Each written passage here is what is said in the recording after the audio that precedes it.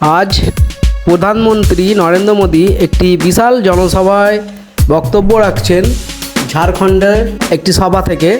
সেই ঝাড়খণ্ডের ভিডিও আপনাদের সামনে তুলে ধরলাম। অনেকগুলো স্কিম নিয়ে আলোচনা হয়েছে এবং সব ব্যর্থ হচ্ছে, সেই তুলে ধরলাম, আপনারা দেখুন। वो फ्रेम वगैरह सब नीचे रखिए। आप आपका प्यार मेरे सर आंखों पर भाई, मैंने देख लिया। आपकी मेहनत की मैं इज्जत करता हूं।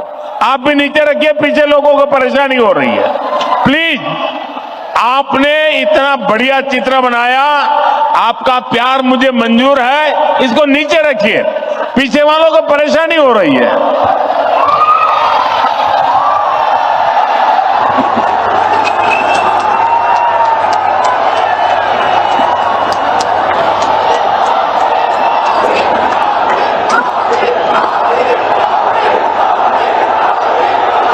आपका ये प्यार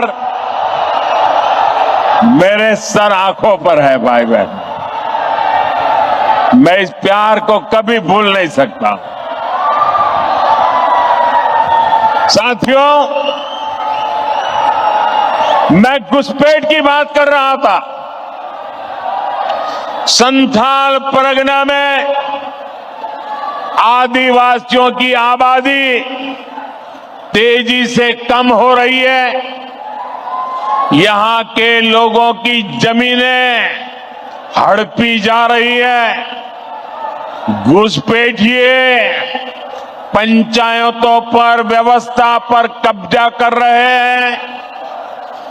बेटियों के साथ अत्याचार की वारदातें बढ़ रही है। झारखंड के शहर हो या झारखंड के गांव, इस घुसपैठ के कारण हर झारखंडी असुरक्षित महसूस कर रहा है। साथियों, सच्चाई ये है कि जेएमएम के लोग बांग्लादेशी और रोहिंग्या घुसपैठियों के साथ खड़े हैं। ये घुसपैठिए और कट्टरपंथी जेएमएम को भी अपने कब्जे में लेते जा रहे हैं। इनके लोग झारखंड मुक्ति मोर्चे के भीतर भी घुस गए हैं। जानते हैं ऐसा क्यों हुआ? क्योंकि जेएमएम में कांग्रेस का भूत घुस गया है।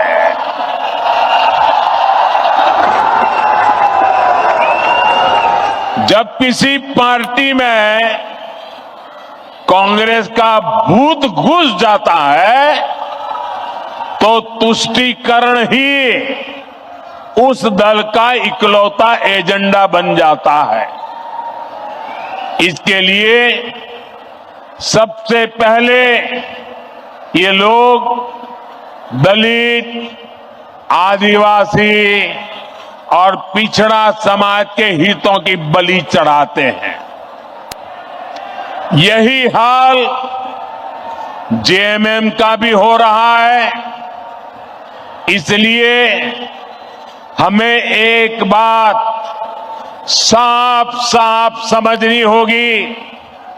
जेएमएम और কিছু লোক লোকাল প্লাইয়ের রং, স্ট্যাম্প এবং কম साफ साफ समझनी होगी।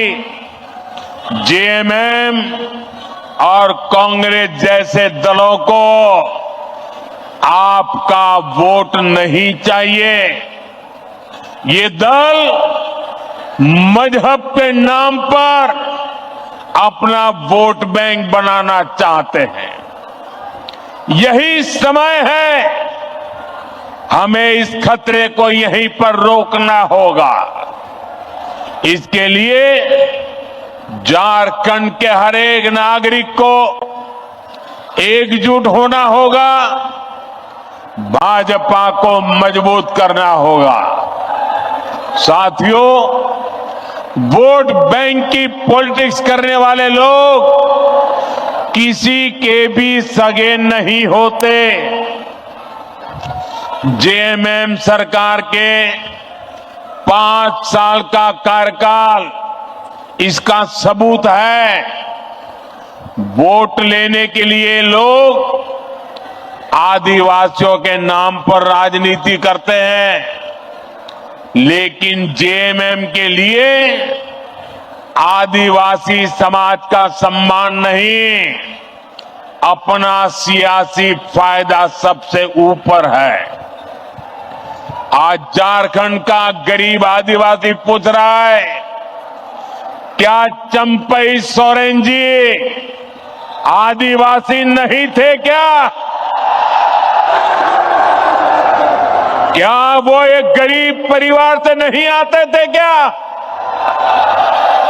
लेकिन जिस तरह उन्हें अपमानित किया गया, जिस तरह मुख्यमंत्री की कुर्सी कब्जाने के लिए उन्हें अपमानित करके हटाया गया, उससे झारखंड के हर गरीब आदिवासी का दिल गहरी चोट पहुंची है, दुख से भरा हुआ है।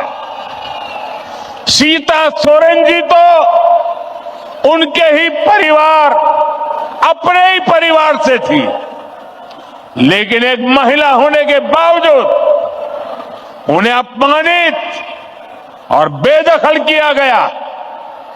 इसका जवाब झारखंड का हर आदिवासी देगा। झारखंड की हर माता, हर बहन, हर बेटी देगी। साथियों, झारखंड का निर्माण बड़े सपनों के लिए हुआ था, लेकिन इन सपनों का, इन आकांक्षाओं का क्या हुआ? ये सब भ्रष्टाचार और लूट की भेंट चढ़ गए। और आप जानते हैं, इस देश की सबसे बेईमान और महाभ्रष्ट पार्टी एक ही है, कांग्रेस पार्टी। इस देश का सबसे भ्रष्ट परिवार एक ही है, कांग्रेस का परिवार। भ्रष्टाचार की सारी धाराएं वहीं से निकलती है। ये जेएमएम वाले भी उसी स्कूल से ट्रेनिंग लेते हैं, और उस स्कूल का नाम है कांग्रेस स्कूल ऑफ करप्शन।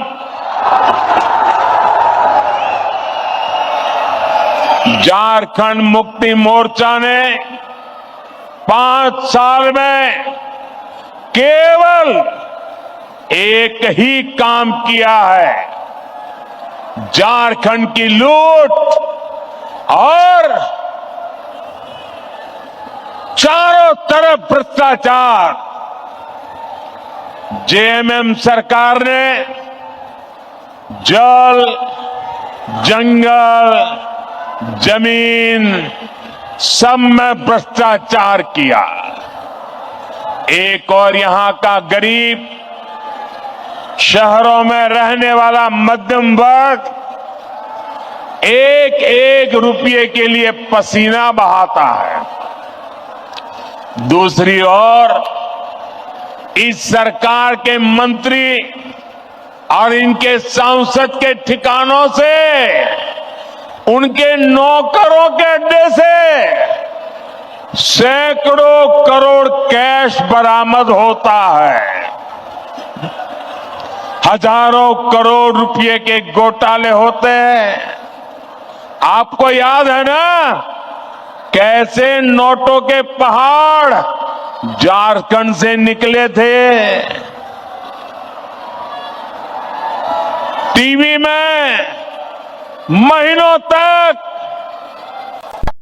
के पहाड़ दिखाए जाते थे। ये नोटों के मशीन से नोट नहीं आई, ये नकली नोट नहीं थे, ये आपकी मेहनत की कमाई का पैसा उन्होंने लूट करके जेब भरा था। ये आपका पैसा है। भाइयों बहनों, इस चुनाव में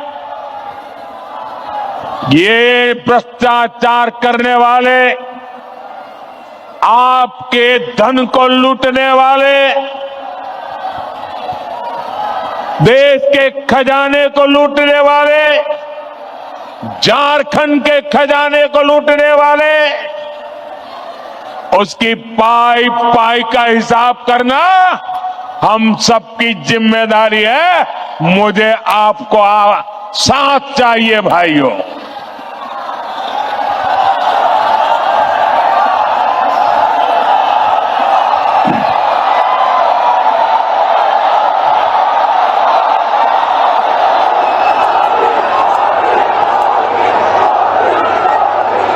आज यहां राज्य सरकार के संरक्षण में झारखंड के खान, खनिज, बालू सबकी लूट हो रही है। इन्होंने सेना की जमीन तक को नहीं छोड़ा। इन्होंने झारखंड के लोगों की जमीन को भी नहीं छोड़ा। मुझे यहां के लोग बता रहे थे, अपनी जमीन बचाने के लिए लोगों को बोर्ड लगाना पड़ता है कि जमीन बिकाऊ नहीं है। और ये हालत जमशेदपुर जैसे शहरों तक में है। साथियों, जेएमएम वालों की अब चला चली की बेला आ चुकी है और इससे लोग बौखलाए हुए हैं। भाजपा के नेताओं पर झूठे केस लादे जा रहे हैं।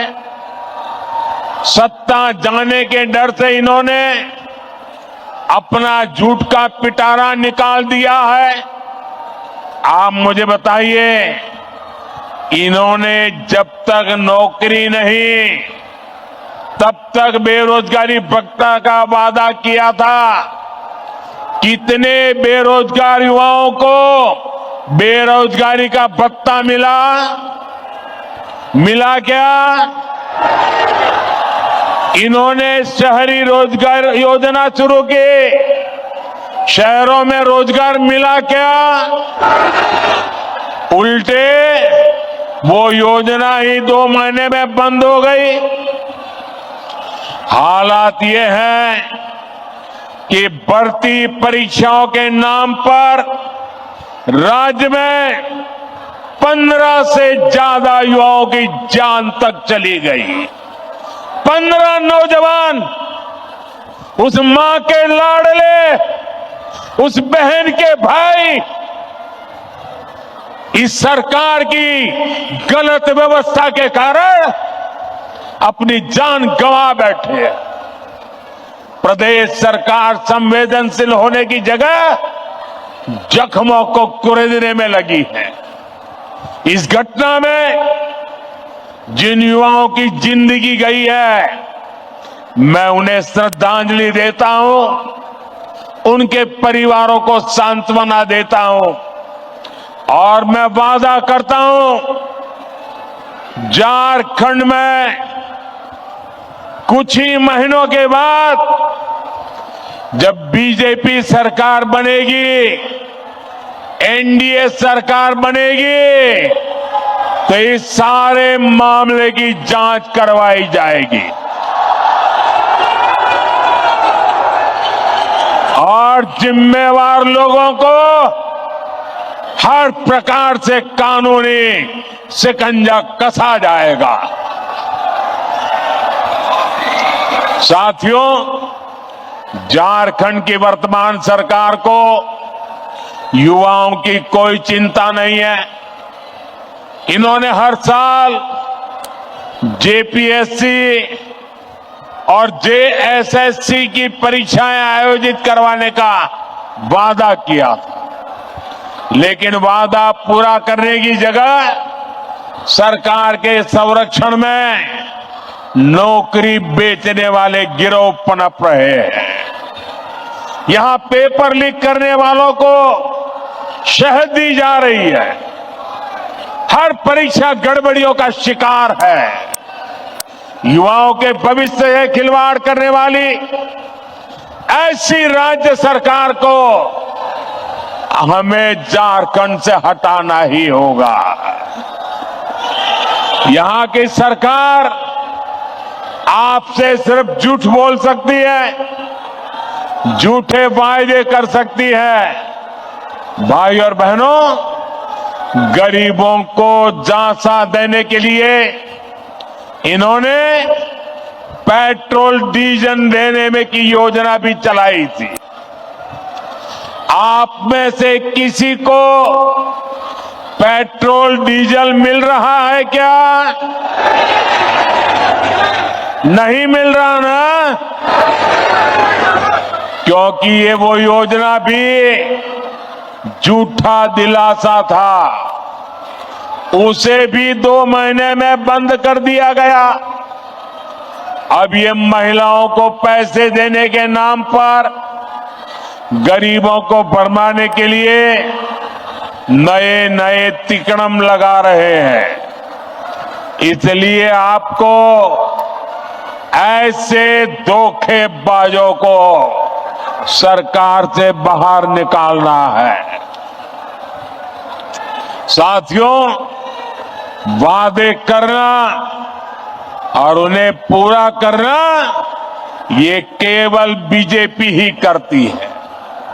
एक और हमारी सरकार है। हमने चुनाव में गरीबों को 3 करोड़ और पक्के मकान देने का वादा किया था।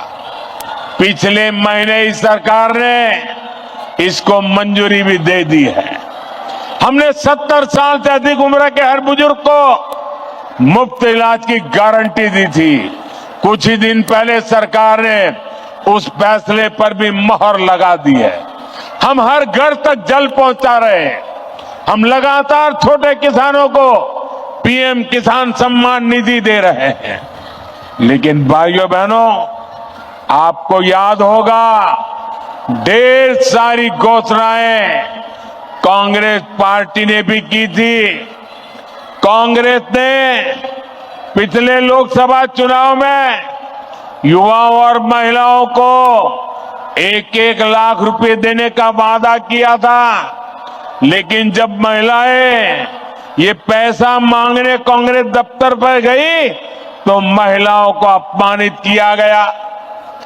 जहां जहां कांग्रेस की सरकारें हैं, वहां वहां ऐसे झूठ की दुकान, ऐसे ही झूठ की दुकान खोली जा रही है। আপনারা দেখছেন বাংলা খবর ইউটিউব চ্যানেল।